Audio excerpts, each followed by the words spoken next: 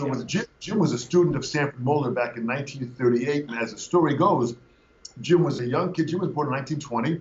He's 18 years old. He goes to see Gene Krupa play at the Metropole, which was a very famous jazz club in New York City at the time that Gene played there a lot. At the Metropole, Jim sees, Krupa and just is blown away by the magic. And Jim had never played drums before. Wow. Happened with a girlfriend, sees Gene play, and at the show walks up to Gene and says, Mr. Krupa, I'm so impressed with your playing. I want to play drums the rest of my life, and I want you to be my teacher. Wow.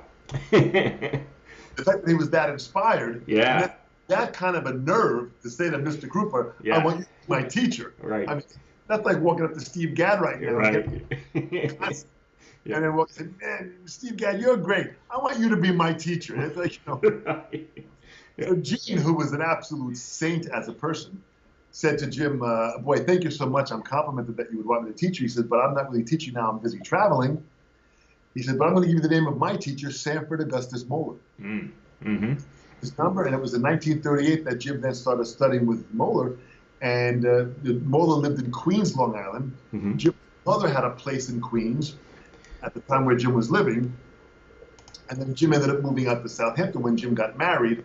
So in the early days, Jim was living in Queens, studying with Moeller, getting together with all these great players because he lived near New York, and learned this process. So Jim became now the carrying on of the torch of this Moeller teaching until eventually when Moeller stopped teaching because he felt he got too old and turned it over to Jim. He recommended all of his students to Jim to the point that Moeller went to a Gene Krupa concert back in the mid to late 50s. And when Gene was playing, Moeller had talked to Gene afterwards and said, listen, Gene, you want to get your shoulders a little bit more relaxed and keep your elbows in more, help you out some more. So he said, oh, Mr. Moeller, man, thank you so much. You always help me out. That's great advice. He said, I want to come back for lessons. And Moeller said, gee, I'm sorry, I'm not teaching anything anymore. If you want to learn my technique, you got to go to Jim Chapin. So Gene now calls up Jim. Oh, God. This turnaround. That's amazing. Yeah. Now Krupa calls up Jim. Wow. So Jim says, so I get a phone call. All right, my name is Gene Krupa, and I want lessons. So I said, Jim, that's amazing. What'd you do? He said, I hung up. Right. That was a crank call.